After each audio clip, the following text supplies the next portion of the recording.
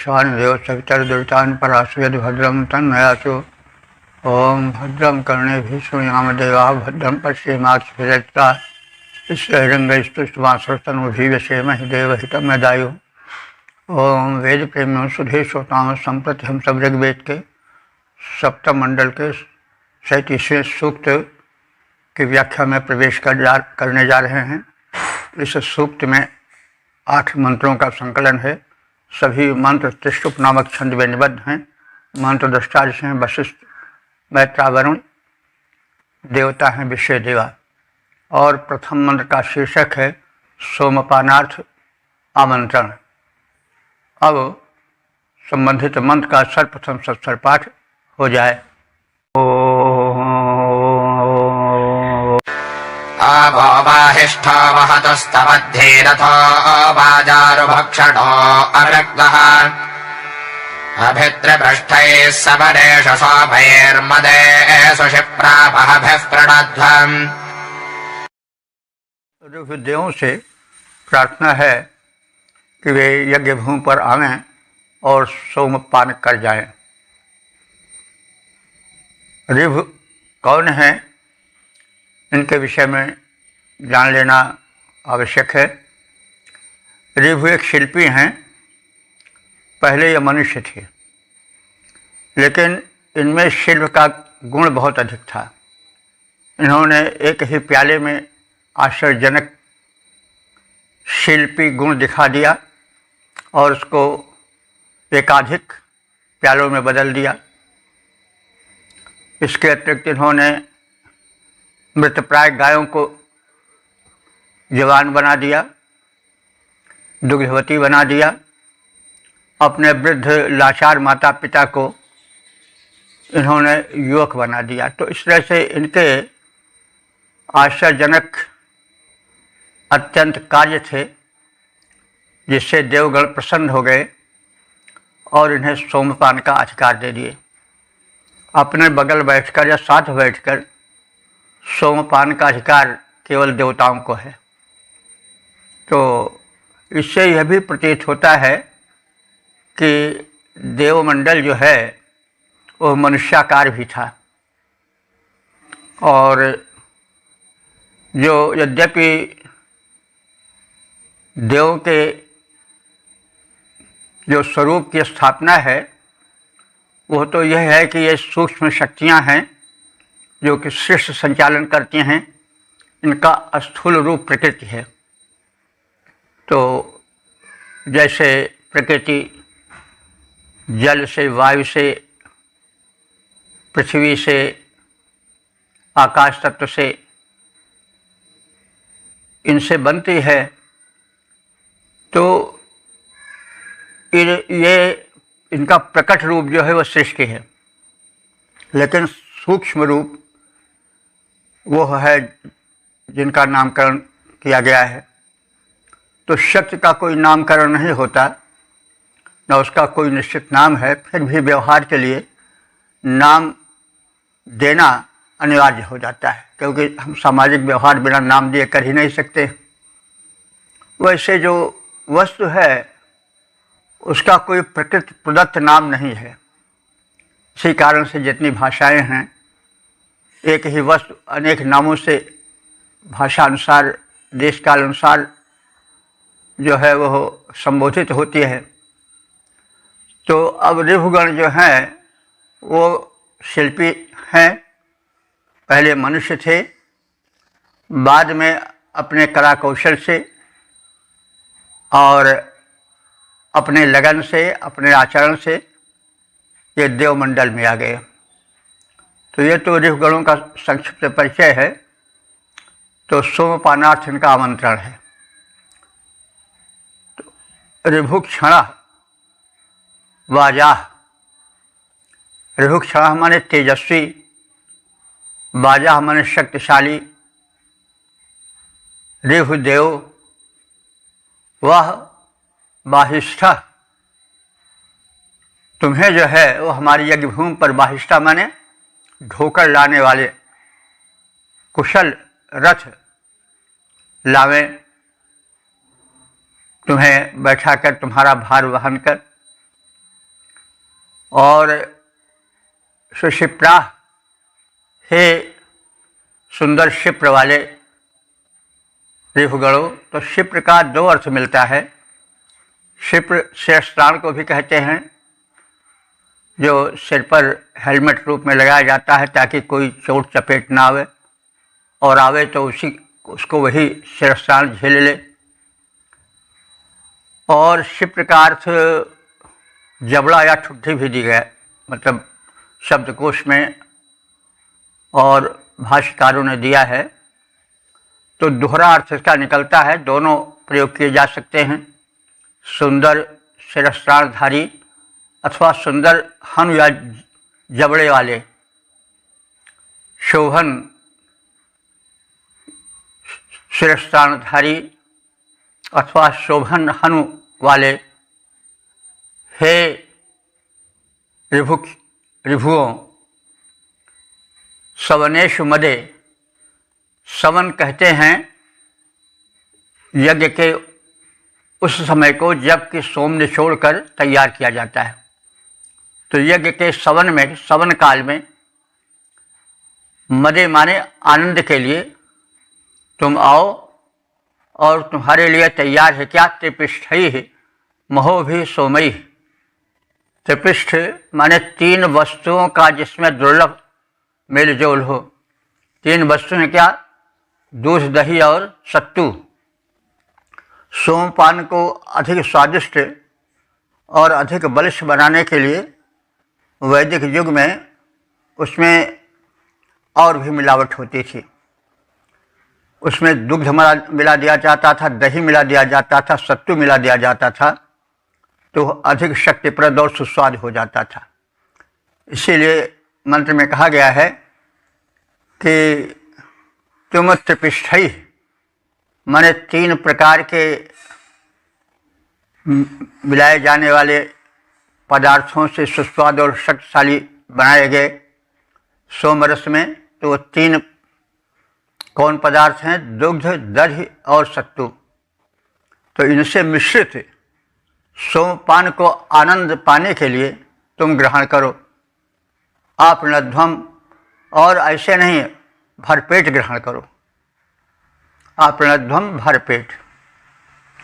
तो हे तेजस्वी रिपुगणों, तुम वाहक प्रशंसनीय निरापद रथ पर आरूढ़ होकर यहाँ यज्ञ भूमि पर आओ। हे शोभन शिरस्त्राणधारी रिपुगण, तुम सब दुग्ध, दही और सत्तू मिले हुए सुस्वादु और शक्तिशाली सोमरस का यथेष्ट पान कर आनंदित हो जाओ। हे तेजस्वी रिभुओं, सुनो और सुख पाओ। वाहक और प्रशंसित उत्तम रथ पर चढ़कर आओ। दूध दही मिश्रित सत्तू, दूध दही सत्तू मिश्रित सुस्वादु सोम पी जाओ। करो यथेष्ट पान, मन भर कर आनंदित हो जाओ। ओम वेद प्रेमियों, सुधी श्रोताओं, संप्रति हम सब ऋग्वेद के सप्तम मंडल के 37वें सूक्त के दूसरे मंत्र की व्याख्या में प्रवेश करने जा रहे हैं।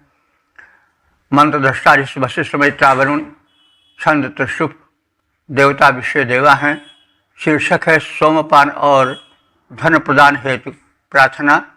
अब संबंधित मंत्र का सर्वप्रथम सस्वर पाठ हो जाए। योऽयं हरत्नं मघवत्सुधत्थस्वरदृशरुभक्षणो अवृक्तम् संयक्तेषस्वधावन्तः पिबध्वं विनो राधांसि भजभर्तयध्वम्।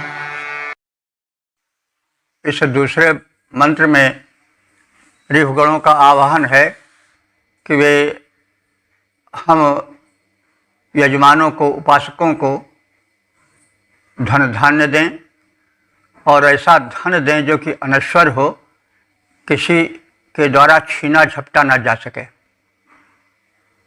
तो ये शिल्पी है ना, शिल्प एक प्रकार की विद्या है, कला है। तो कला विद्या को कोई थोड़े छीन सकता है। सामान्य धन तो कोई भी छीन सकता है, चोर चुरा सकता है, डकैत आवेंगे तो वो धन भी छीन लेंगे, मार भी डालेंगे उसी के पीछे। राजा टैक्स भी लगा सकता है। तो धन के कई प्रारूप हैं। तो ऋषि कह रहा है कि हमको जो है वह अक्षय धन दो, जो कि नष्ट न हो और कोई उसके पीछे हमारी हिंसा न करे। तो ऋभुक्षण हे तेजस्वी ऋभुगणो स्वदृश यूयम, तुम लोग कैसे हो स्वदृश यानी आत्मदर्शी हो, और मघवत्सु अमृतम रतम धत, और तुमसे प्रार्थना है कि तुम हमको ऐसा रत्न धन दो जो कि अमृतम, अमृतम माने अहिंसित हो। तो अहिंसित सब धन तो नहीं होते हैं, जो बाहर वाले धन हैं उसको तो चोर चुरा करके हमको कष्ट दे सकता है, हिंसा करना कल हुआ कष्ट देना, मार डालना, कभी कभी तो जान भी चली जाती है, हिंसा हो जाती है। तो हमें तुम अहिंसित रत्न धन दो, यानी ऐसा उत्तम धन दो जो कि अहिंसित हो, जिसको चोर चुरा करके कष्ट न दे, डकैत जान लेकर के कष्ट न दे, और जिसे राजा टैक्स लगा करके कष्ट न दे सके, और जो व्यय किया जाए तो क्षीण हो जाए। तो ऐसा धन जो कि नश्वर हो और हिंसा फैलाने वाला हो, मतलब कष्ट देने वाला हो, तो हमको अहिंसित रत्न धन दो। तो इसके लिए कहा भी गया है, न चौरहार्यम न च राजहार्यम न च भ्रातृभाज्यम न च भारकारी व्ययी कृते वर्धते नित्यम विद्याधनम सर्वधन प्रधानम, सर्वधन प्रधानम। तो विद्याधन सबसे प्रधान धन होता है। तो शिल्प भी एक विद्या ही है, और ये ऋभु गण जो हैं वो शिल्पी हैं ही। तो मतलब विद्याधन या शिल्प धन ऐसा होता है कि न उसको चोर चुरा सकता है, न भाई हिस्सा बंटवा सकता है, न राजा छीन सकता है टैक्स लगा करके, और व्यय करते वर्धत एवं नित्यम, उसको जितने व्यय करो उतने बढ़ता है। तो इस प्रकार से विद्याधनम सर्वधन प्रधानम, तो यही जो है विद्या कला कौशल, यही जो है अहिंसित धन है। तो ऋभुओं से कहा जा रहा है कि हे ऋभुगण, तुम शिल्पी हो और हमको अहिंसित धन रत्न प्रदान करो। स्वधावन्तः यज्ञेषु संपिबध्वम, स्वधावन्तः माने बलवान तुम ऋभुओं हमारे यज्ञ में सोमरस पान करो, और मत भी राधांशी न दजध्वम, मत भी माने बुद्ध के साथ साथ, यानी हमें सुबुद्धि दो, और राधांश माने धन ऐश्वर्य दो। राध धन ऐश्वर्य को कहते हैं, उसी से राधा बना है। तो जो धन ऐश्वर्य प्रदान करे वही राध है, और वही राधा है। तो राध का अर्थ होता है धनेश्वर्य। तो जिसके पास धनेश्वर्य हो और जो धनेश्वर्य दे वो राध है, राधा है। तो राधांश न दयध्वम, हमको तुम मत भी सह सुबुद्धि के साथ ही साथ सिद्धिदायक धन को प्रदान करो। हे तेजस्वी ऋभुगणों, तुम लोग आत्मदर्शी हो, हम हविदाताओं को निरापद हिंसा रहित धन वैभव प्रदान करो। तुम लोग बलशाली हो, हमारे यज्ञों में सोमरस का पान करो। अपनी बुद्धियों के साथ हमें सिद्धिदायक धन को प्रदान करो। तो तुम सुबुद्धि दो और धन दो, क्योंकि धन आने पर सुबुद्धि होना आवश्यक है, नहीं तो धन कष्टकर हो सकता है। धन जितने आने पर सुख नहीं देता, उतना जाने पर दुख देता है। तो तुम हमको सुमति दो और सिद्धिदायक धन दो, एतदर्थ आपसे प्रार्थना है। हे तेजस्वी ऋभुओं, तुम हो आत्मदर्शिता युत बलवान, हम हविदाता उपासकों को करो निरापद रत्न प्रदान। हम सबके यज्ञों में आओ, सादर करो सोमरस पान, सुमति पूर्वक देव सिद्धप्रद वैभव हमको करो प्रदान। ओम वेद प्रेमियों सुधी साधकों श्रोताओं, संप्रति हम सब ऋग्वेद के सप्तम मंडल के 27वें सूक्त के तीसरे मंत्र की व्याख्या में प्रवेश करने जा रहे हैं। मंत्र दृष्टा वशिष्ठ मैत्रा वरुण, छंद त्रिष्टुप देवता विश्व देवा और शीर्षक है दानी इंद्र। अब संबंधित मंत्र का सर्वप्रथम सस्वर पाठ हो जाए। उवाचिथहि मघवन्देष्टं महो अर्भस्य वसुनो विभागे उभाते पूर्णा वसुना गभस्तेन सोमृता नियमते वसव्या। इस तीसरे मंत्र में कथित है कि दानी इंद्र के हाथ दान हेतु सदैव ऊपर उठे रहते हैं और वे उत्तम कोटि का धन दान में देते हैं और हमें उत्तम कोटि का धन देते रहे। मघवन, हे धनेश्वर इंद्र। अब यहाँ पर विश्व देवा के अंतर्गत इंद्र की प्रार्थना की जा रही है, क्योंकि विश्व देवा में तो जितने देव हैं सब आ जाते हैं, इसलिए उनकी संख्या 33 से 33 करोड़ तक मानी जाती है। यानी सचराचर जो है वो परमात्मा का रूप है। अब इंद्र जो है वो परमात्मा ही माना जा रहा है, क्योंकि नाम तो देना आवश्यक होता है। तो इंद्र जो है वो धनेश्वर माने जितने प्रकार के धन हैं उनके स्वामी हैं। परमात्मा सबका स्वामी होता ही है, वही धन वितरण करता है, उसके हाथ सदैव उठे रहते हैं देने के लिए। अगर परमात्मा या इंद्र जो स्वामी है वह न दे तो कोई धन कैसे पावेगा। जितने कोटियां हैं धन की वे सब उसी के हाथ में है, उसी के मुट्ठी में है, तो उसी से प्रार्थना करना अनिवार्य ही है। वह मघवन है, धन वाला है, विविध प्रकार के धन जितने हैं वे सब उसके हाथ में है, मुट्ठी में। तो मघवन, हे धनेश्वर इंद्र, महा अर्भस्य वसुनः विभागे। महा माने विशाल और अर्भा, अर्भ कहते हैं छोटे कोट के, तो विशाल कोट के व्यापक धन के, और अर्भस्य माने अल्प छोटे धनों के, वसुनः माने ऐश्वर्यों के, विभागे माने वितरण करते समय। तो चाहे महान धन देना हो चाहे अल्प धन देना हो, तो इनके देने के समय तुम सदैव तत्पर रहते हो।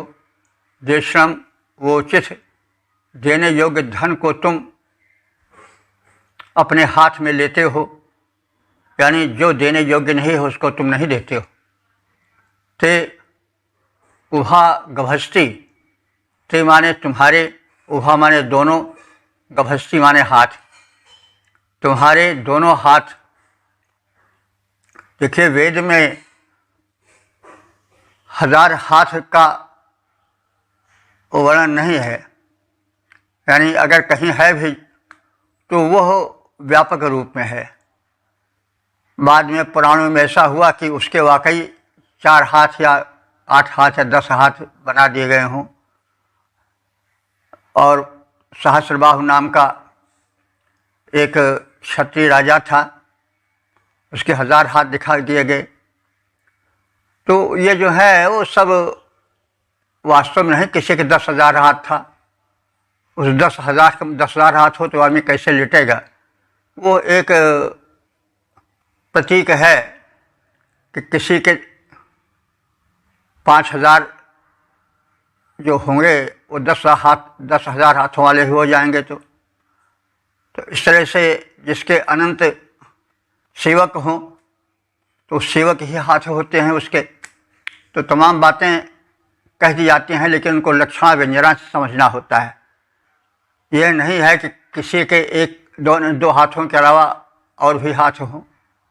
जब मनुष्य रूप में उनका चित्रण होता है तो भाई मनुष्य के 2 ही हाथ होते हैं, 2 हाथ उनके भी दिखाए जाने चाहिए। लेकिन कभी कभी 1000 हाथ कह दिया जाता है तो ये मतलब अनंत का द्योतक है 1000।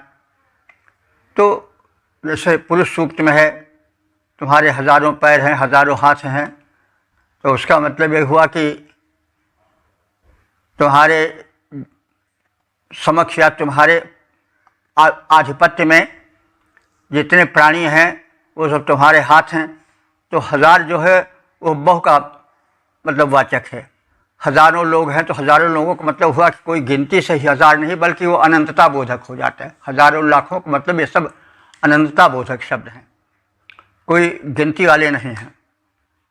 हाँ, तो यहाँ पर हम लोग चल रहे हैं कि तुम्हारे बड़े और अल्पधन के विभाग के समय देशम वोचित देने योग्य धन को ही तुम अपने हाथों में लेते हो। ते उभा गभस्ती, उभा माने दोनों, गभस्ती माने हाथ।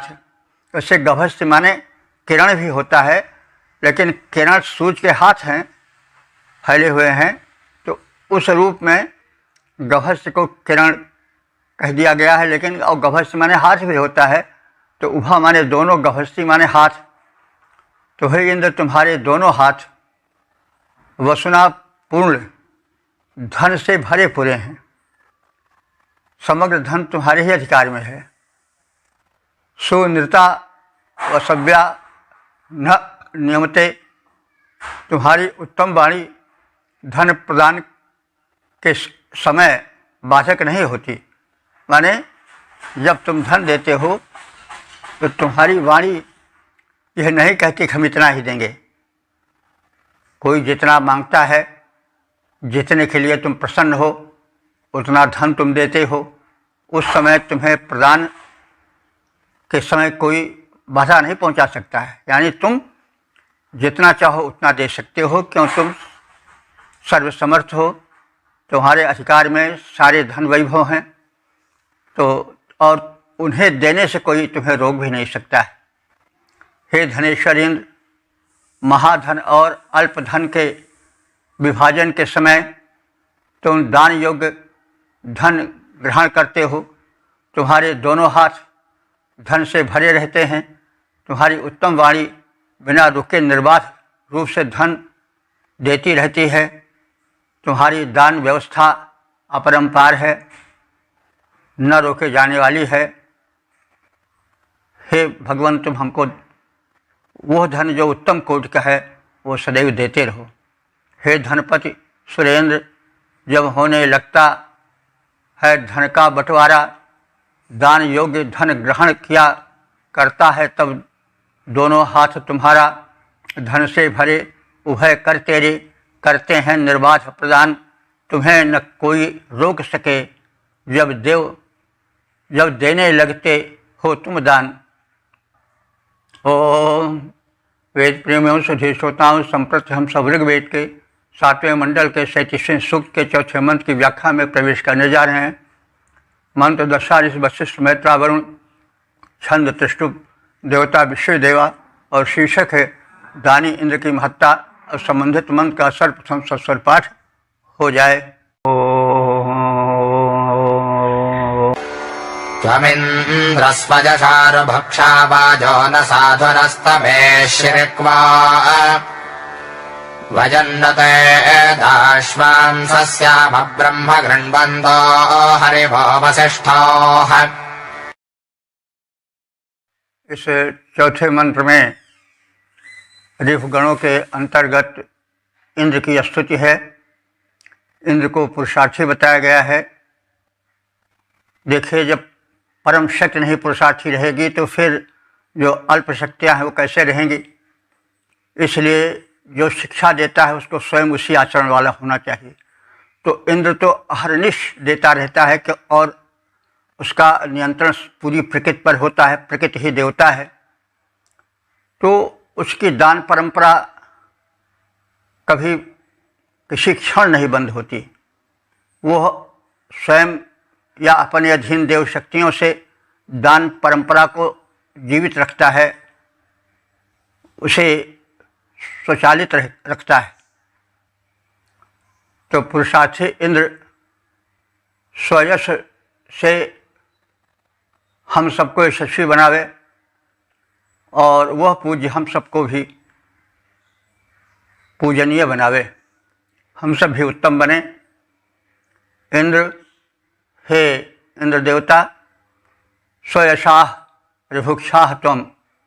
स्वयशाह माने तुम अपने ही यश से, ऋभुक्षा माने तेजस्वी हो, तुम्हें दूसरे से तेज मिलने की या पाने की आवश्यकता नहीं रहती, तुम स्वयं अपनी महत्ता के कारण यशस्वी हो और तुम शिल्पी ऋभुओं के स्वामी हो।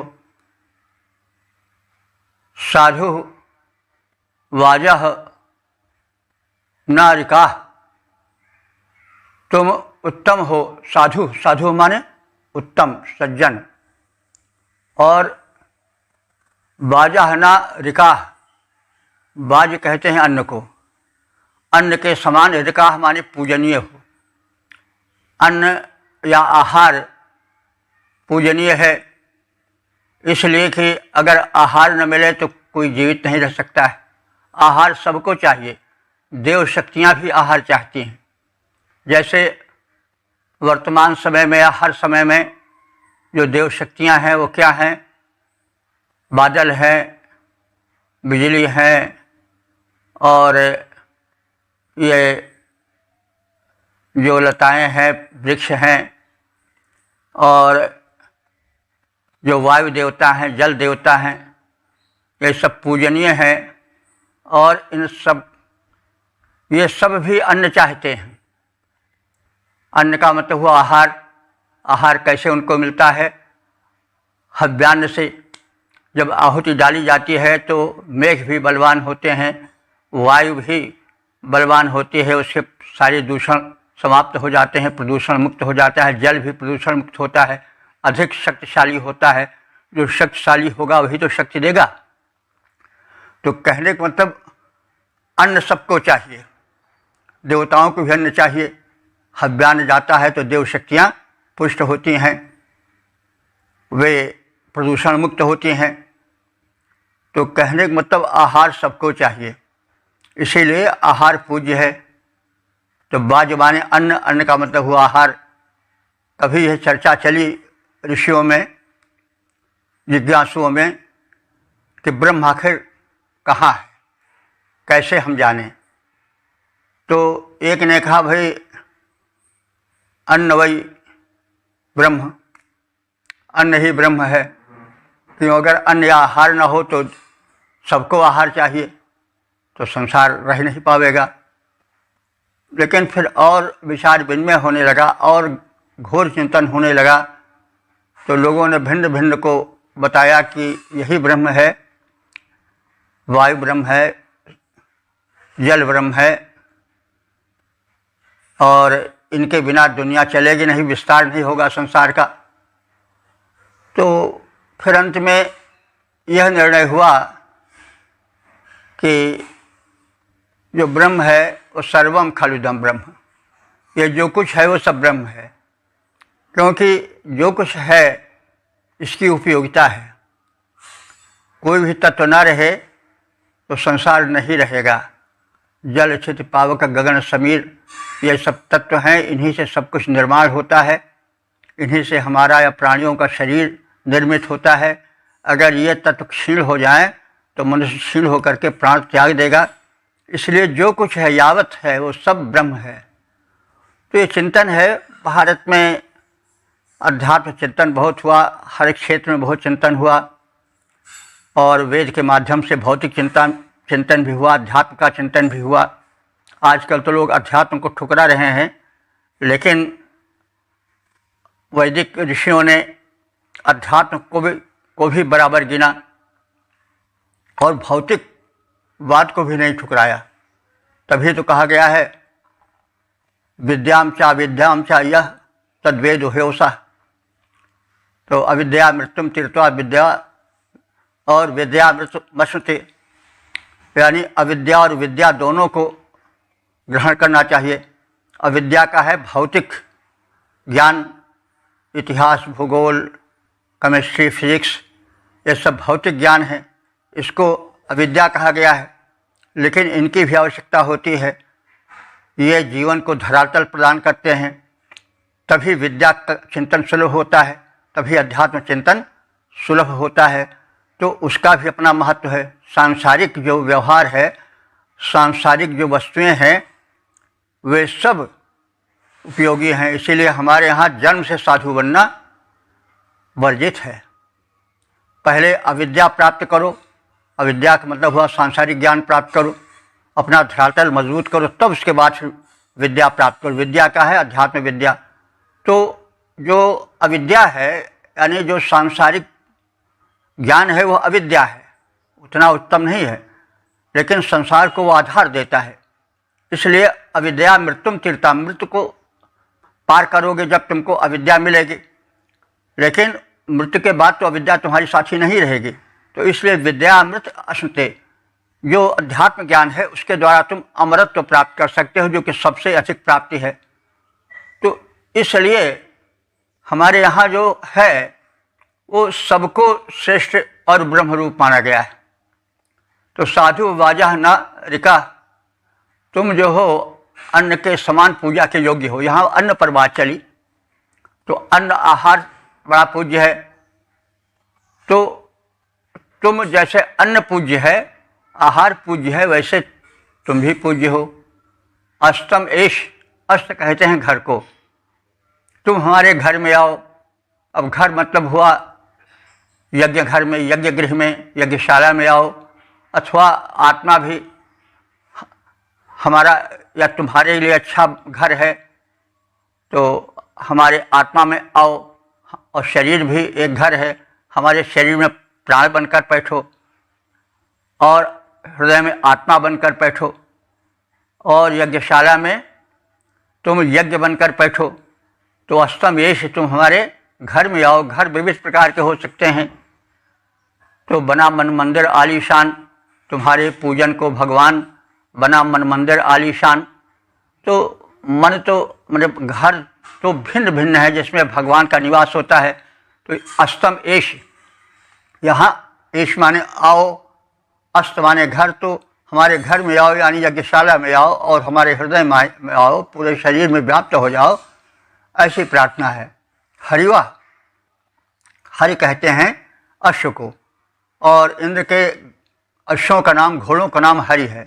हरिवा माने हे हरि नाम के उत्तम अश्वों वाले स्वामी इंद्र, वयम वशिष्ठा, हम सब वशिष्ठ। वशिष्ठ का मतलब हुआ वशिष्ठ गोत्रीय ऋषि। तो हम जितने वशिष्ठ गोत्रीय ऋषि हैं, ते दासाह सह श्याम, तुम्हारे या तुम्हें हवि अर्पण के लिए कृत संकल्प हैं। ते ब्रह्म कृण्वंता, ते माने तुम्हारे लिए, ब्रह्म माने हुआ वेद का ज्ञान, वेद मंत्र अथवा स्तोत्र। तो तुम्हारे लिए हम स्तोत्र रचना करते हैं। तुम्हारी स्तुति में हम स्तोत्र को लिए हुए खड़े हैं, स्तुति मंत्र को लेकर के उपस्थित हैं। तुम आओ, हमारे यज्ञ में आओ, हमारे हृदय में आओ, मन में आओ, चारों ओर हमारे छा जाओ। हम तुम्हारी स्तुति के लिए तत्पर हैं। तो ब्रह्म माने होता है वेद मंत्र अथवा स्तोत्र। तो ते ब्रह्म कृण्वंता, हम वेद मंत्रों से तुम्हारी स्तुति कर रहे हैं। तो तुम आओ और हमारे घर में विराजमान हो जाओ। हे इंद्र, तुम स्वयं अपने प्रयत्नों से यशस्वी बने हो, तुम समर्थ हो, तुम्हें दूसरे के द्वारा यशस्वी बनने की आवश्यकता नहीं है। जो अपूर्ण होता है वो दूसरों से यश पा करके पूर्ण होना चाहता है, लेकिन तुम इतने पूर्ण हो कि इतने यशस्वी हो कि तुम्हें दूसरों से यश या प्रशंसा पाने की आवश्यकता नहीं है। तुम शिल्पी ऋभुओं के स्वामी हो। ऋभुगण जो है जिनके विषय में परिचय दिया जा चुका है, उनके भी तुम स्वामी हो, शिल्पियों के तुम स्वामी हो। तुमसे बढ़कर कारीगर कौन होगा?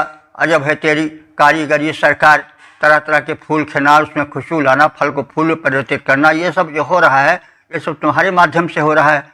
तो इसलिए तुम शिल्पियों के स्वामी हो, यानी वे भी तुमसे ज्ञान पाए हैं। ऋभुओं का ज्ञान, शिल्पियों का ज्ञान तुम्हारे ही ज्ञान से निकला है। हे उत्तम अश्वों वाले इंद्र, तुम हम उपासकों के घर में आकर विराजमान हो जाओ।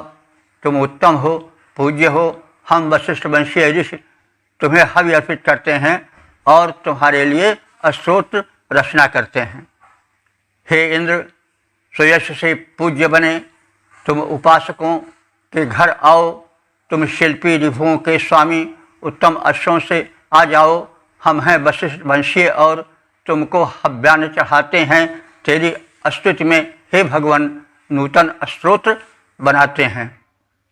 ओम वेद प्रेमियों, सुधे श्रोताओं, संप्रति हम सब ऋग्वेद के 7वें मंडल के 37वें सूक्त के 5वें मंत्र की व्याख्या में प्रवेश करने जा रहे हैं। मंत्र दृष्टा वशिष्ठ मैत्रावरुण, छंद त्रिष्टुप, देवता विश्व देवा। शीर्षक है उत्तम दान पाने की कामना। अब संबंधित मंत्र का सर्वप्रथम सस्वर पाठ हो जाए। सनिदास्य प्रपदो दाशुषे चिद्याभिर्विवेशो हरिजश्वधीभिः भवन्मानुते जुज्याभिरोते कदा न इन्द्रराज आदशस्येः। इस 5वें मंत्र में यह कथित है कि इंद्र भगवान हमें वैभव देते रहे हैं, संरक्षण देते रहे हैं और पूर्वोत धन वैभव और संरक्षण देते रहे। हर्यश्व, हे हरि नामक अश्वों के स्वामी इंद्रदेव। याभि धीभि विवेशा, जिस बुद्धि पूर्वक रचे गए स्तोत्रों से तुम प्रसन्न होते हो, उन स्तोत्रों को हम तुम्हारी सेवा में प्रस्तुत कर रहे हैं। दाशुषे चित प्रवतः सनितः असि। दाशुषे माने दानी यजमान को, प्रवतः सनिता माने उत्तम धन देने वाले हो। न कदा रायः आ दशस्ये, तो तुम तमाम उपासकों को तो उत्तम धन से परिपूरित करते हो। भला न माने हम सबको, कदा माने कब, रायः माने धन ऐश्वर्य, आदशस्ये माने प्रदान करोगे। तो तुम सबको तो देते आ रहे हो, भला हम उपासकों को कब उत्तम धन प्रदान करोगे। तो उत्तम धन के विषय में आप सब जान चुके हैं। अधम धन तो लेकर डूब जाता है मनुष्य को। अधम धन फूट करके निकल जाता है। किसी को सता कर लिया गया, चोरी से प्राप्त किया गया धन अधम धन होता है, वो फूट करके निकल जाता है। कहीं न कहीं ऐसी क्षीणता लाता है कि व्यक्ति न जी सकता है न मर सकता है। तो इसलिए धन जब उत्तम कोटि का होगा तो वही सुख दे पावेगा। तो इसलिए वह उत्तम कोटि के धन की आशा उस दानी इंद्र से कर रहा है और यह पुकार कर रहा है कि न माने हम सबको कदा रायः आदशस्ये, कब तुम वह उत्तम धन प्रदान करोगे जो तुम अन्यों को दे चुके हो। ते युज्या भी ऊर्जा पवन, हम कब तुम्हारी उत्तम सुरक्षा से सुरक्षित रहेंगे, क्योंकि मनुष्य का जीवन असुरक्षित रहता है। रोग शोक मरण दुर्घटनाएं उसको घेरे रहती हैं और वो असुरक्षित रहता है। अभी अभी चैन से बैठा हुआ है, पता चला कि 2 मिनट में एक्सीडेंट हो जाएगा और वो फिर तड़फड़ाता हुआ मर जाता है। तो उत्तम सुरक्षा यानी उच्च कोटि की सुरक्षा से तुम हमारी सुरक्षा करते रहोगे और हम एतदर्थ आज तुम्हारी स्तुति कर रहे हैं। हे उत्तम अश्व वाले इंद्र, जिस बुद्धिपूर्ण कर्म कौशल से तुम सर्वत्र व्याप्त रहते हो, कणकण में तुम्हारा अस्तित्व जान पाते हैं लोग, तथा दानी यजमान को तुम उत्तम धन प्रदान करते रहते हो, उसके द्वारा हमें भला कब उत्तम धन प्रदान करोगे। आज तुम्हारे उत्तम संरक्षण से हम संरक्षित होंगे, भला यह कब सुअवसर आएगा, कब कृपा पूर्वक तुम उत्तम धन दोगे और कब तुम हमें उत्तम संरक्षण दोगे जिससे हम सुरक्षित रहेंगे, सुखी रहेंगे, संतुष्ट रहेंगे। हे उत्तम अश्वों के स्वामी इंद्र, तुम जिस मत कौशल के द्वारा व्याप्त किए हो, अखिल लोक को जान रहा यह जग सारा, उस मत से हे इंद्र हमें कब वैभव दोगे दान, कब तुमसे रक्षित होकर हम तेरे गुण को गाएंगे, कब तेरे उत्तम रक्षण से हम रक्षित हो जाएंगे। ओम वेद प्रेमियों श्रुति श्रोताओं, संप्रति हम सब ऋग्वेद के सप्तम मंडल के 37वें सूक्त के छठे मंत्र की व्याख्या में प्रविष्ट होने जा रहे हैं।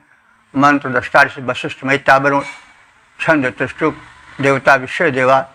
शीर्षक है इंद्र से सदाश्रय और श्रेष्ठ संरक्षण की प्रार्थना।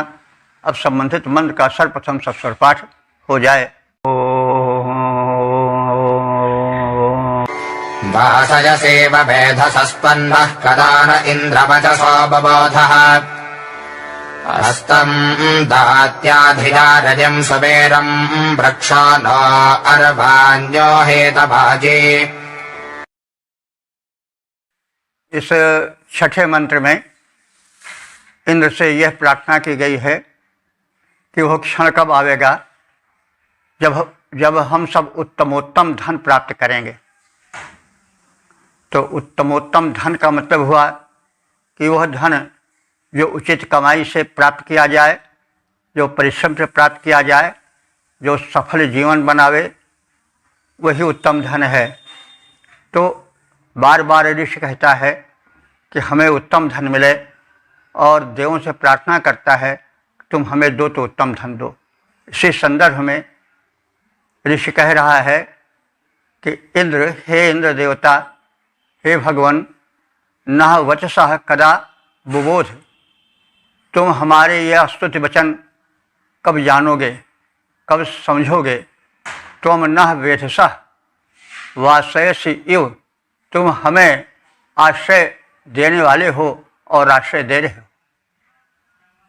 तो अरवा और बाजी अरवा, तो बलशाली अश्व। देखो, बाजी माने भी होता है घोड़ा और अरवा माने भी घोड़ा होता है। लेकिन बाजी अरवा जब आ गया है दोनों शब्द, तो एक विशेषण बन जाएगा और दूसरा विशेष बन जाएगा। तो बाजी अरवा माने बलशाली घोड़े। तो बाजी जो है यहाँ घोड़ा का अर्थ न दे करके विशेषण रूप में प्रयुक्त हुआ है अरवा के। तो बाजी अरवा बलशाली अश्व, क्योंकि बाज माने होता है बलशाली भी। आज व्यवहार में लोगों में प्रयुक्त होता है कि बाजी मार ले गया। तो बाजी माने शक्ति भी होता है, बाजी माने वेग भी होता है, अरवा माने अश्व होता है। तो बाजी अरवा माने बलशाली तीव्रगामी अश्व। तो तुम हमें कब तीव्रगामी बलशाली अश्व प्रदान करोगे। तात्या तात्या माने विस्तृत, धिया माने स्तुतिवाणी। तो तात्या धिया माने विस्तृत विशाल स्तुतिवाणी द्वारा कब तुम प्रेरित हो जाओगे हमें धन देने के लिए। सुवीरम रईम, कब तुम हमें सुवीर माने श्रेष्ठ वीर संतान दोगे। वीर के अंदर मतलब वीर की कोटियाँ हैं, युद्धवीर, दानवीर, धर्मवीर, दयावीर। तो ये सब गुण जिसमें रहते हैं वही वीर है। केवल किसी को उठा के पटक देने वाला ही वीर नहीं है। जो युद्धवीर तो हो ही, साथ ही साथ दयावीर भी हो और धर्मवीर भी हो और साथ साथ दानवीर भी हो। तो पूर्ण वीरता यहीं आती है। तो सुवीरम माने श्रेष्ठ वीरता युक्त, रईम माने धन, अथवा वीर माने संतान भी होता है, पुत्र भी होता है। कब तुम हमको सुवीर माने श्रेष्ठ वीर माने संतान या पुत्र दोगे और कब हमको रई माने धन दोगे। हम उसकी प्रतीक्षा कर रहे हैं। और हे भगवान, कब तुम वह सुअवसर दोगे जब हम कथित वस्तुओं को प्राप्त करेंगे। देखिए, वैदिक ऋषि जो है वो ध्यान लगाकर बैठने वाला नहीं है, वरन धन ऐश्वर्य भी पाना चाहता है, लेकिन उसके साथ साथ यह भी कहता जाता है कि जो मिले वो हमको श्रम से मिले, उत्तम कोटि का धन मिले। क्योंकि ऋषि त्रिकालज्ञ होते हैं। वशिष्ठ ऋषि जान रहे थे कि धन के लिए हम बार बार कह रहे हैं, लेकिन इसका दुरुपयोग भी होगा। संत महंत छल कपट से तमाम धन प्राप्त करेंगे। नेतागण जो हैं वे छल कपट से, ठगी से तमाम धन प्राप्त करेंगे। और इस प्रकार से जब राजा भ्रष्ट हो जाएगा, जब धर्म क्षेत्र वाले भ्रष्ट हो जाएंगे, तो समझ लो कि फिर दुनिया में गर्त, दुनिया में बुराई ही बुराई, दुनिया में पूरी दुनिया नरक बन जाएगी। और आजकल इसी का प्राबल्य है। प्रायः जो अखाड़े हैं, संत महंत हैं, वो द्रव्य चाहते हैं और द्रव्य से भरे पूरे हैं भी, लेकिन उनका वह अन्न जो है कदन्न है, सदन्न नहीं है। और अन्न या धन धान्य अगर अशुद्ध होता है, यदि वह न्याय नीति पूर्वक नहीं अर्जित होता, श्रम पूर्वक नहीं अर्जित होता, तो बुद्धि भ्रष्ट कर देता है।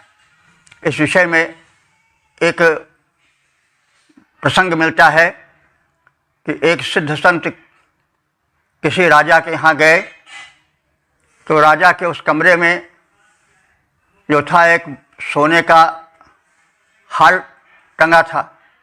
और वे सोचे कि ये तो संत महंत हैं, ये तो त्यागी संत हैं, इनके हार से क्या ज़रूरत, इससे हार उसमें टंगा रहा।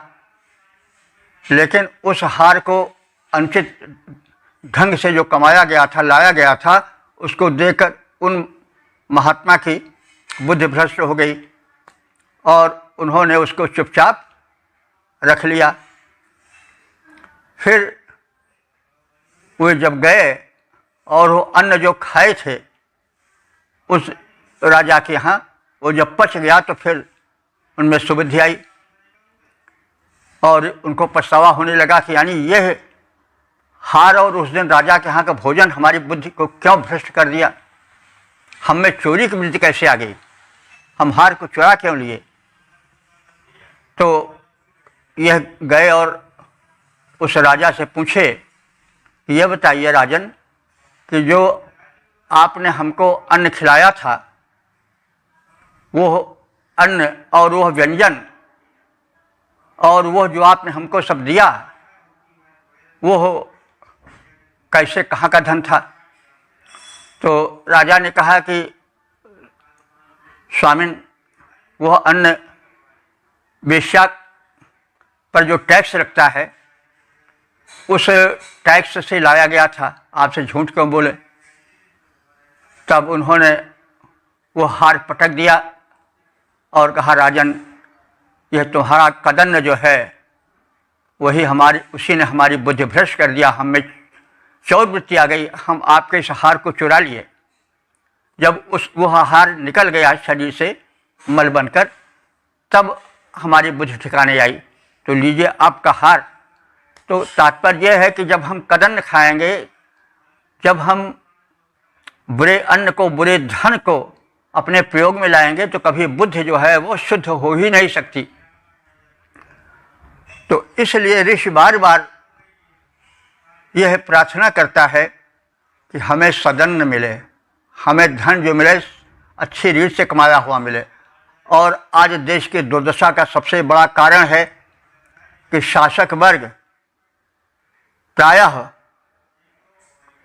धन बुरी तरह से चोरी से और ठग विद्या से और तरह तरह से जो टैक्स वाला धन आया है उसको चुराता है, और वो टैक्स वाला धन भी चोरी का धन है। क्योंकि प्रायः जो धनी बनते हैं तो वे अनीत से धन कमाते हैं, और वह अनीत से कमाया हुआ धन जो है वो जब टैक्स में जाता है और राजा स्वयं जब चुराता है, तो राजा प्रजा दोनों की बुद्धि भ्रष्ट है, तो फिर कैसे समाज में सुख और शांति आ पावेगी। तो चाहे राजनीति हो, राजन्य वर्ग हो, चाहे संत महंत वर्ग हो, दोनों जो हैं वो कदन्न खाते हैं, पाप की कमाई खाते हैं। तो उनकी बुद्धि भ्रष्ट नहीं होगी तो और क्या होगी। और इधर धर्म क्षेत्र भी कलंकित हो चुका है। राजनीति का क्षेत्र भी कलंकित हो चुका है, क्योंकि दोनों का जो अन्न है वो पाप का अन्न है, और जब पाप का अन्न खाया जाएगा तो वो कभी पचेगा नहीं, और पचेगा तो बुद्धि भ्रष्ट कर देगा।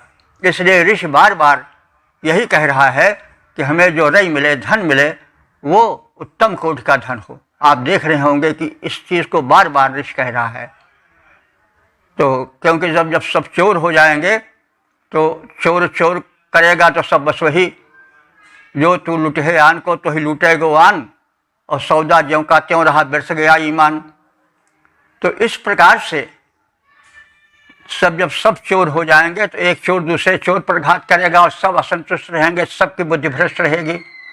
तो बुद्धि भ्रष्ट रहेगी तो उस धन से बना हुआ परिवार कैसे सुखी रहेगा, उसमें भी जो है वो कुबुद्धि आवेगी। तो जब एक दिन के खाने से कुबुद्धि हो जाती है, चोरी की आदत पड़ जाती है, तो जो रोज़े गलत काम करते हैं तो फिर उस परिवार के लोग और उस राज्य के लोग कैसे सुखी रह पाएंगे, किसी भी वर्ग के हों। तो इसलिए जो ऋषि है वो बार बार कहता है कि हमारा धन जो हो वो सदन हो, ईमानदारी से कमाया गया धन हो, चोरी से, छिछोरी से, घूस से, किसी को सता के पाया हुआ धन कभी बरपता नहीं है, कभी सुख और शांति नहीं दे पाता है। तो इसीलिए तमाम रोग फैल रहे हैं, तमाम तरह तरह से फैल रहे हैं, क्योंकि अन्न ही दूषित है। तो वाजी अरवा, वाजी माने बलशाली अश्व, तात्याध्या माने विस्तृत स्तुतिवाणी से प्रेरित होकर के, हे भगवान तुम हमको सुवीर दो, श्रेष्ठ संतानें दो, जो कि युद्धवीर, धर्मवीर, दानवीर और दयावीर के रूप में फलित हों, और उसी प्रकार से हमें उत्तम कोटि का रई दो, धन दो।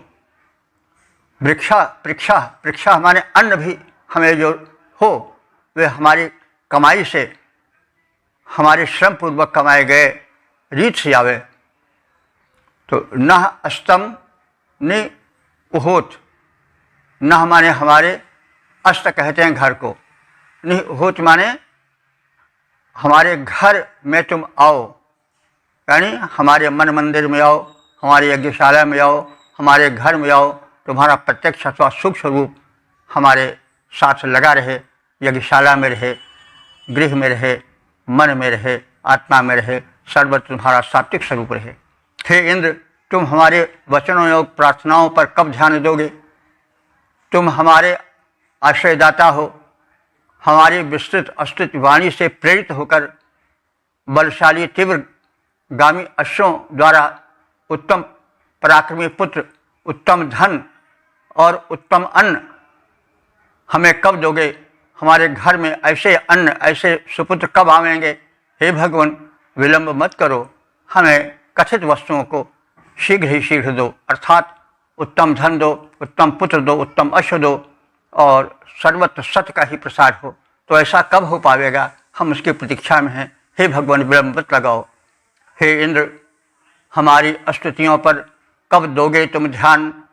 हम सबके आश्रयदाता हो, तुम हो देव महान। स्तुतियों से प्रसन्न होकर उत्तम अश्वों से आओ, वीर पुत्र, धन, अन्न, सदन हमारे घर भीतर लाओ। ओम वेद प्रेमियों सुधीश्वताओं, संप्रति हम सब ऋग्वेद के 7वें मंडल के 37वें सूक्त के 7वें मंत्र में प्रवेश करने जा रहे हैं। मंत्र दृष्टा वशिष्ठ महिता वरुण, छंद त्रिशुप, देवता विश्व देवा। शीर्षक है इंद्र से बल की कामना। अब संबंधित मंत्र का सर्वप्रथम सस्वर पाठ हो जाए। अभिजन् देवेन ररतिश्चिदेश दक्षन्त इन्द्रम् शरदः स्वप्रक्षाः उपत्रिबन्धुर्जरदष्टिभेत्यस्वभेषञ्जम् गृणवन्तमर्ताः। इस 7वें मंत्र में इंद्र की महत्ता के संदर्भ में उसे त्रिलोक बंधु कहा गया है, यानी जो तीनों लोकों के प्राणियों के साथ बंधुत्व निभाता हो। मतलब इंद्र किसी का न शत्रु है न मित्र है, बल्कि वो सबका बंधु है जो सत्कर्म करता है। तो इंद्र यों तो तीनों लोकों का बंधु है, क्योंकि भाई वो दया दुष्टों पर भी रखता है, वो कसाई पर भी दया दृष्टि रखता है। उसके मतलब अस्त्र शस्त्र कुंठित नहीं होते जब वो गाय पर चलाता है। सूर्य की रोशनी उसे प्रकाश देती रहती है। और इसी प्रकार से सत्कर्म में और दुष्कर्म में सब में लिप्त होने पर जो इंद्र है, जो प्रकृति का स्वामी है, जो देवताओं का स्वामी है, वो सब पर दया दृष्टि रखता है, सर पर बंधुत्व भाव रखता है। लेकिन वेदों ने कर्म की कोटियाँ बताई हैं कि सत्कर्म क्या है, दुष्कर्म क्या है। तो भाई जीव स्वतंत्र कर्म करने को, पर परवश दुख सुख भरने को, जो जीव है स्वतंत्र है, सूर्य प्रकाश दे रहा है, पवन जो है वो जीवन दे रहा है। अब उसमें कोई वेद पढ़े या कोई गाय काटे तो कुछ रोकेगा तो नहीं कोई, लेकिन लेखा जोखा हो रहा है, उसको समयानुकूल दंड मिलेगा।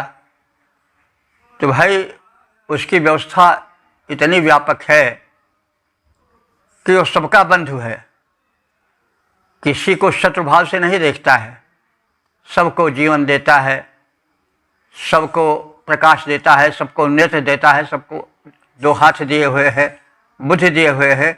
लेकिन यहाँ तक तो सब व्यक्ति स्वतंत्र हैं, लेकिन जब फल मिलता है तो उसमें वो परतंत्र हैं। तो जीव स्वतंत्र कर्म करने को, पर परवश दुख सुख भरने को। जैसे है ना, इस शासन की सड़क बनी है तो भाई सब चलो, तो चल सब सकते हो, लेकिन उस चलने में अगर तुम कुकर्म किए हो, किसी को जान सुन करके अपने कार में रौंद दिए हो, तो फिर दंड तो मिलेगा ही। तो कहने का तात्पर्य है कि इन्हीं सब विचारों से परिपूरित हो करके संसार के सत्कर्म को देखना चाहिए, संसार का अध्ययन करना चाहिए। एक ईश्वरीय सत्ता है, उसके विषय में अपने विचार पुष्ट करना चाहिए। तो इंद्र जो है वो सबको समान रीति से संरक्षण दे रहा है। इसी का कथन है कि पृथ्वी जिस इंद्र को ईश्वर मानकर देखती है, चलती है, समस्त अन्नयुक्त संवत्सर जिन्हें अपने में प्रतिष्ठित करते हैं, मनुष्य जिसे अपने घरों में प्रतिष्ठित करते हैं, वह त्रिलोक बंधु इंद्र हमें विशाल बल प्रदान करे। बल के अंतर्गत आत्मबल भी आता है, बाहुबल भी आता है, धन बल भी आता है, विद्या बल भी आता है, बुद्धि बल भी आता है, शारीरिक बल भी आता है। तो हमको बल मिले, क्योंकि बिना बल के तो फिर जीवन बेकार है। बलहीन व्यक्ति की जिंदगी मतलब सदैव कष्टों से घिरी ही रहती है। तो बल तो आवश्यक है, लेकिन उसके साथ साथ सात्विक भी लगा दिया जाता है सर्वत्र। तो देवी निरति माने निरति कहते हैं पृथ्वी को। पृथ्वी पर जो शासन है, ईशे जो ईशत्व है, जो शासन है, वो सब इंद्र का है। यम अभिनक्षन्ते, यह पृथ्वी सबको चारों ओर से धारण किए हुए है। सुप्रेक्षा शरदा यम इंद्र, सुप्रेक्षा माने उत्तम धन से युक्त, शरद माने शरदा माने वर्ष, शरद माने शरद भी होती है, शरद माने वर्ष भी होता है, क्योंकि पश्ये में शरदा शतम, शृणुये में शरदा शतम, जीवे में शरदा शतम। तो शरद माने वर्ष भी होता है। तो सुप्रेक्षा माने उत्तम अन्न से युक्त, वर्ष यम इंद्रम, जिस इंद्र को सदैव देखते रहते हैं, उसे आशा भरी दृष्टि से देखते हैं। मर्ता यम अशेषम तृणवंतः, मनुष्य जिसको अपने घर में प्रतिष्ठित करते हैं। और त्रिबंधु जरदष्टिम उपएति, त्रिबंधु माने तीनों लोकों में जो बंधुत्व निर्वाह करता है, मतलब वो सबका बंधु बना रहता है, किसी का शत्रु नहीं बनता, उसके कर्म ही शत्रु मित्र बनाते हैं। तो जो इंद्र त्रिबंधु है, तीनों लोकों में भाई है, सबका हितैषी है, वह जरदष्टि माने व्यापक रूप से ऐश्वर्य दे, व्यापक रूप से बल देने वाला है, और वह व्यापक रूप से हमारे समीप आवे। तो पृथ्वी जिस इंद्र को ईश्वर भाव से देखती है। पृथ्वी का मतलब हुआ पृथ्वी के लोग। समस्त अन्नयुक्त संवत्सर जिसे अपने में प्रतिष्ठित करते हैं, तो वर्ष अपने में प्रतिष्ठित करते हैं, यानी वर्ष भर प्राणी या लोग जिसको प्रतिष्ठा देते हैं। मनुष्य जिसे अपने घरों में प्रतिष्ठित करते हैं, वह त्रिलोक बंधु इंद्र हमें विशाल बल प्रदान करे और करता रहे। पृथ्वी देवी जिसे अधीश्वर अपना सदा विचारे, अन्नयुक्त संवत्सर जिसको अपना समझ निहारे, जिसे प्रतिष्ठित घर में अपने मानव करते आए, वह त्रिलोक का बंधु इंद्र बल भारी हम में लाए। ओम वेद प्रेमियों सुधीर श्रोताओं, संप्रति हम सब ऋग्वेद के 7वें मंडल के 37वें सूक्त के 8वें मंत्र की व्याख्या में प्रवेश करने जा रहे हैं। मंत्र दृष्टा वशिष्ठ मैत्रा वरुण, छंद त्रिष्टुप, देवता विषय देवा। शीर्षक है समस्त देव रक्षार्थ हमारी प्रार्थना सुने और हमारी रक्षा करें। अब संबंधित मंत्र का सर्वप्रथम सस्वर पाठ हो जाए।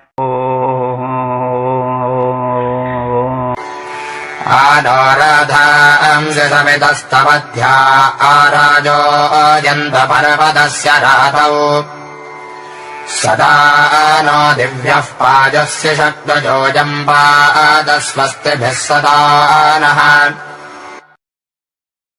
इस 8वें मंत्र में समग्र देवों से रक्षा और धन प्रदान हेतु प्रार्थना है।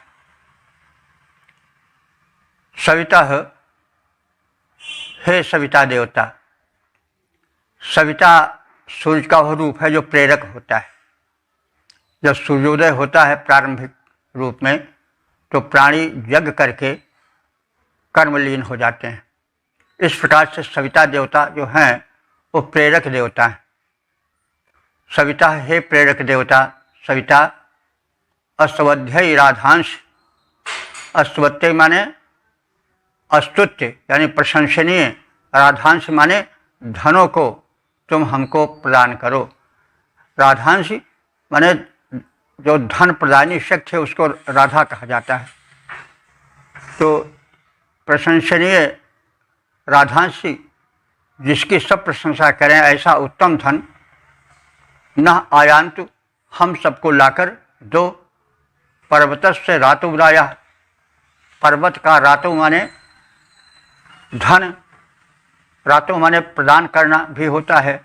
तो रातु राया, जब राय शब्द धन आ गया है तो रातु माने जो हमको शक्ति प्रदान करे, ऐसा राय, ऐसे धनों को हमें प्रदान करो। ऐसा धन हमारे पास आए, राय आ, ऐसे धन हमारे पास आए। तो पर्वत से माने यह तो लोग जानेंगे कि पर्वत है, तो पर्वत का धन हमारे पास आवे। तो इसको हम ऐसा कह सकते हैं कि पर्वत पर जो तमाम धन धान्य है, जड़ी बूटियाँ हैं जो और खाने हों, तो उससे जो धन मिले वो आवे। पर्वत के धन हम सबके पास आवे। पर्वत से रातव माने पर्वत के जो धन है, रातव माने होता है धनैश्वर्य, और वो हमारे पास आवे। लेकिन शायर ने ऐसा लिखा है कि पर्वत नाम का कोई व्यक्ति था जो इंद्र का मित्र था, तो उसको पर्वत कहा है, पहाड़ को नहीं। कुछ भाष्यकार पर्वत का अर्थ मेघ लिए हैं, तो मेघ हमें ऐश्वर्य प्रदान करें, बादल बरसते हैं तभी धन ऐश्वर्य मिलता है, फसल उगती है, वनस्पतियाँ बढ़ती हैं। तो इस प्रकार से पर्वत नाम का कोई इंद्र का मित्र है जिसके पास विपुल धन था, वो हमें धन दे।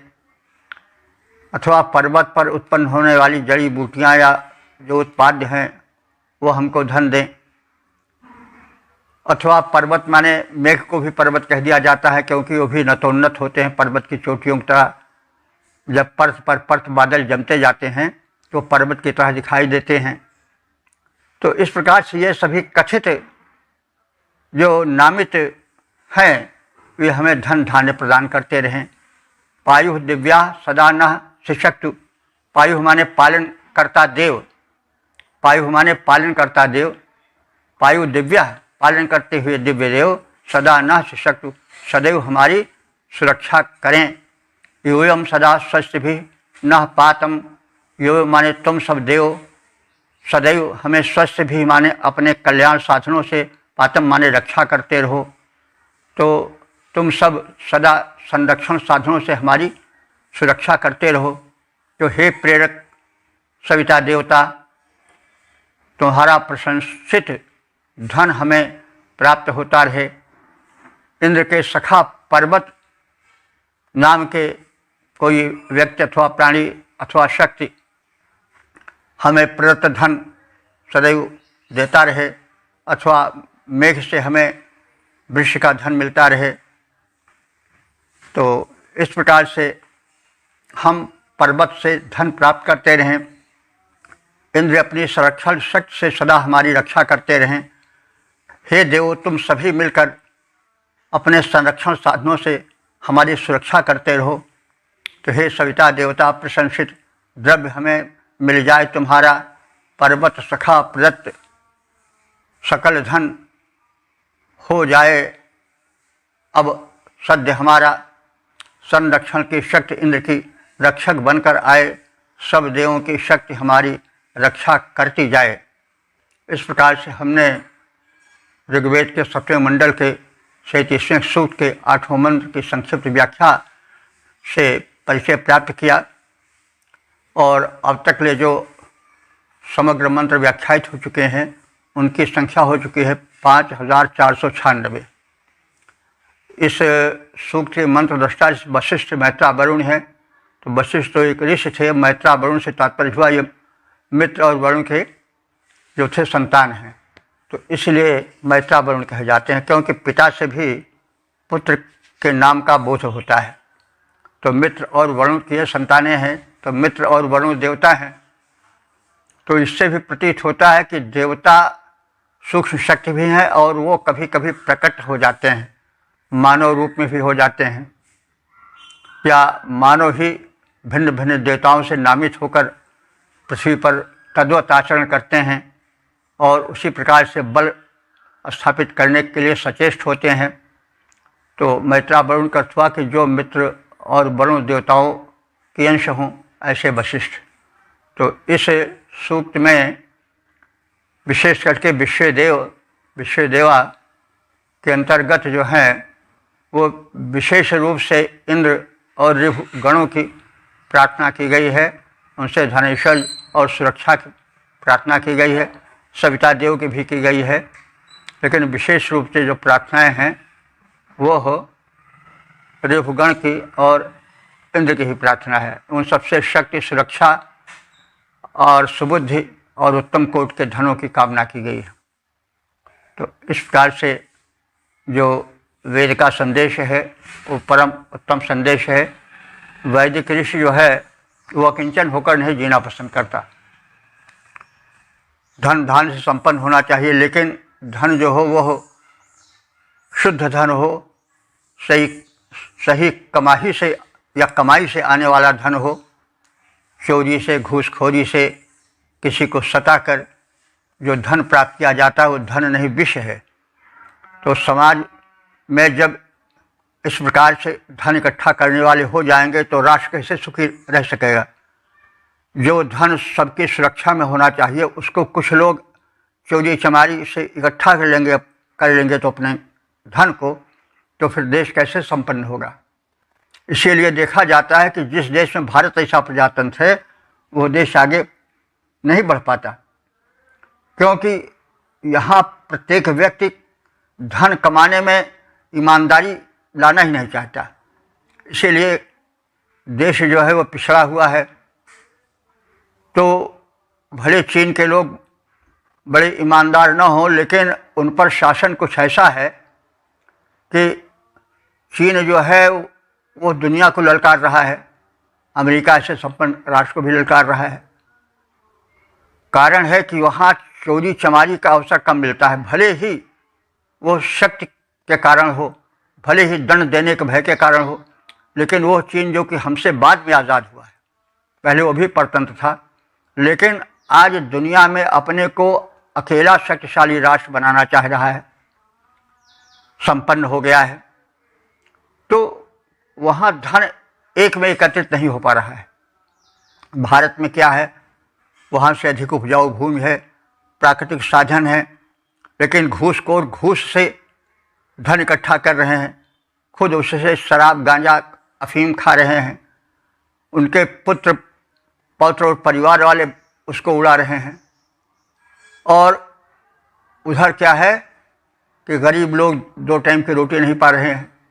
तो ऐसा देश कैसे आगे उन्नत करेगा? अरे भाई, सरकार के पास धन होगा तभी तो आगे उन्नत हो पाएगी, तभी तो देश संपन्न हो पाएगा। और जब धन कुछ लोगों के पास एकत्र हो जाएगा तो फिर क्या होगा कि सब जो है वो गरीब बने रहेंगे। कुछ लोग धन को इकट्ठा किए रहेंगे तो उनके जो हैं वंशज या तो निकम्मे निकलेंगे, कर्महीन निकलेंगे, आराम पसंद निकलेंगे, नशेड़ी गंजेड़ी निकलेंगे। तो इससे राष्ट्र का पतन होगा। इसलिए धन मांगा गया है, लेकिन वो धन जो कि श्रमपूर्वक हो, जो कि न्यायपूर्वक हो। तो ये इस मामले में देश पिछड़ा हुआ है। नेता भी जब अवसर पाते हैं तो धन खूब चुराते हैं, और जो आज के देश के भारत के धर्माध्यक्ष हैं वो भी बदनाम है इसके लिए। और जो प्रजा वर्ग है वो जहाँ मौका पाता है वहाँ चूकता नहीं है। तो परिणाम क्या है कि देश शोषित हो जाता है, और फिर उसमें उन्नति कैसे हो सकती है? सड़कें गड्ढे से भरी रहेंगी, और कोई परिणाम ये होगा कि एक्सीडेंट होंगे, और अधिक उन्नति नहीं हो पाएगी। तो फिर उससे धोखा सबको होगा। तो कहने के तात्पर्य है कि मनुष्य जो है वो दूर तक नहीं देखता है, बस थोड़ी ही देर सामने देख करके बस उसी में संतुष्ट हो जाता है। तो इसलिए प्रशंसनीय धन की बात बार बार कही गई है। मनुष्य श्रम करे, जो ईमानदारी से धन मिले उसका उपभोग करे, धन का अपव्यय न करे, और इससे उसका भी भला होगा, समाज का भी भला होगा, राष्ट्र का भी भला होगा। जब सबका भला होगा तो हमारा कैसे भला, हमारा कल्याण कैसे हो पाएगा? जब बगल में कोई चीखेगा तो हम सुख से कैसे सो सकते हैं? और जब राष्ट्र पतन की ओर रहेगा तो फिर सुख सुविधाएं कैसे सबको मिल पाएंगी? तो इस प्रकार से ऋषि बड़ा दूरदर्शी है, और उसने कहा है कि ईमानदारी वाला धन हो, प्रशंसनीय धन हो, सदाचरण हमारा बना रहे, हम गर्व से न फूलें, हम परिश्रम से धन कमाएं, जो धन है उसका सदुपयोग करें, तभी हम पूर्ण सुरक्षित रहेंगे। जिस समाज में हम रह रहे हैं वो भी तभी सुरक्षित रहेगा। भाई, समाज का सुरक्षित होना तो आवश्यक है ना। अगर व्यक्ति ना रहे तो समाज का कुछ बनेगा, बिगड़ेगा नहीं। लेकिन अगर समाज न रहे तो व्यक्ति जीवित ही नहीं रह सकता। अगर राष्ट्र न रहे तो भी समाज जीवित नहीं रह सकता। ऊपर से शत्रु आएंगे, आक्रमण करेंगे, तो सेना कमज़ोर रहेगी तो ये होगा। तो इस प्रकार से सब एक दूसरे के पूरक हैं। ऋषि इस बात को बार बार कह रहा है कि हमें उत्तम धन मिले, लूट खसोट वाला, चोरी चमारी वाला धन न रहे, क्योंकि वह विष की तरह ऐसा विष है जो पूरा तत्काल प्रभाव नहीं डालता, लेकिन धीरे धीरे शरीर को गला जाता है। तो ऐसा धन हमें नहीं चाहिए, हमें उत्तम धन चाहिए। हालांकि हमको संपन्नता चाहिए, हम गरीबी में न जिएं, क्योंकि नहीं दर्द सम दुख जग माही, दरिद्रता के समान दुख भी कोई नहीं है। लेकिन वो संपन्नता भी अधिक खतरनाक हो जाती है जो बुरे साधनों से कमाई जाती है। तो इस प्रकार से त्रिकाल सत्य को वैदिक ऋषियों ने प्रकट किया है। और इसलिए आवश्यक है कि हम वेद का अध्ययन करें, उसके अर्थों को समझें, अभिप्राय को समझें। इसमें उच्च कोटि का जो है अध्यात्म ज्ञान भी है, लोक ज्ञान भी है, और जीवन को प्रशस्त और प्रशंसनीय बनाने वाला ज्ञान भी है। तो आपसे कर्तव्य प्रार्थना है, करबद्ध प्रार्थना है कि आप वेद के संदेश को सुनें, समझें, प्रचार और प्रसार करें। ओम सर्वे भवन्तु सुखिनः, सर्वे सन्तु निरामयाः, सर्वे भद्राणि पश्यन्तु, मा कश्चित् दुःख भाग् भवेत्।